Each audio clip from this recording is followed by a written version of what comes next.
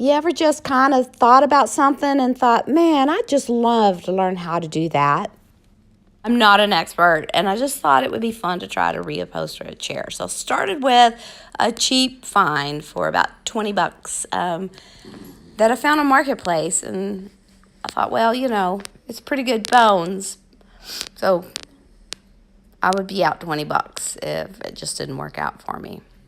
So I started gathering my supplies, and literally I just used these tools. I'll put a link in the bottom of where I got the staple remover from Sellrite, but just deconstruct your whole chair and pay attention to how you put it together. And you might want to number your pieces as you take them off. So this is the side of the chair, and you can see the different layers. So it had the fabric, had some foam, and then under it even had some felt.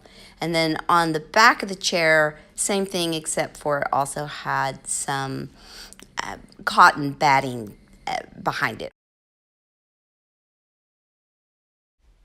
To spruce up the woodwork, I just painted over the wood and the finish with chalk paint from Waverly. And this was the mineral chalk paint. And what I love about it is you can literally go over any finish without sanding it. And then to finish it up, I just went ahead and covered it with the antiquing wax. And doing this, you literally get a wood-like finish. After I had taken the chair apart, I noticed that there was actually a broken board that I needed to replace because the staples were going to go directly into that. And it held the elastic straps for the support for the bottom of the chair. So you can see in the background that board that needs to be replaced. And I also noticed that the elastic strapping itself was pretty loose. So I just went ahead and took the time to go ahead and just tighten it up a little bit. So I did the bottom, and then I did all the way around the top. And then I just replaced the foam that came with the original chair, and I used the pieces that I removed from the chair as a pattern on my fabric. So a couple of pointers, as you start to make your patterns, cut out more than you need, especially on the pieces that you're not sewing, because you can always just remove more, and you also gives you a chance to get a hold of the fabric and pull it taut while you staple it. So as you cut it, give yourself 2 or 3 extra inches all the way around. And so on this, since this is the bottom piece, I didn't want to use my expensive fabric, so I used a piece of cheaper muslin for part of it. It's the same thing that they do on a lot of chairs, you'll see it. And then that little apron, or the darker part, is actually going to go on my expensive upholstery fabric. You want to pay attention on your upholstery fabric and the way you lay your pieces, because you've got to be mindful about the pattern on the fabric and that it all runs the same way. So then I just sewed the 2 pieces together, the muslin and the upholstery fabric, for the bottom piece, and it was time for me to start stapling. I chose to use a pneumatic stapler. This one happens to be from Sellrite. You don't have to have a pneumatic stapler. You can use whatever stapler, but you will be putting in a lot of staples.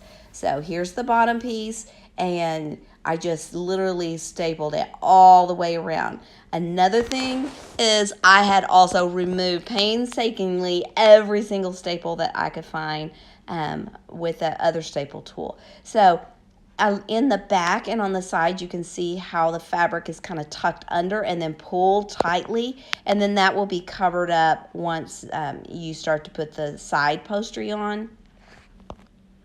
To hold that cotton batting onto the back of that chair and give it a little bit more stabilization, I bought some of the spray fabric glue and just attached it to the back of the cotton before I put it on the poly, and then kind of just put a few staples in. And then I took my upholstery fabric, I tucked it down in the bottom and then pulled it up to the top. And then I'm going to turn the chair around, and then we're going to pull it taut again and then staple that also to the back, which again will get covered up whenever you do the very back of the chair. And then I just repeated this process for the inside sides of the chair as I did for the back. For the back of my chair, I just chose to use a smooth cowhide leather that I got from Tandy. And I just cut it out just like I would with fabric. Again, leaving yourself extra little room, and don't cut right there on the line because you want to be able to stretch it. Well, instead of staples, I chose to use the upholstery tacks to attach the leather to the back and the side of the chairs. I just thought that it gave it a cleaner, neater type finish. And on the front, I had to cover up everywhere there we could see staples with a trim. So just be sure to check out my other YouTube video on how to make a cushion cover for the existing cushion from the chair. And finally, I just use the dust cover from the old chair again as my pattern, and that muslin material that I'd used previously to make a new dust cover, keep all of the dirt and whatnot out of the polyurethane foam filling from the bottom of the chairs. Oh, she looks really good. I also took that pillow and made myself a new pillow with some of that cowhide. She's really beautiful. I hope you enjoyed it.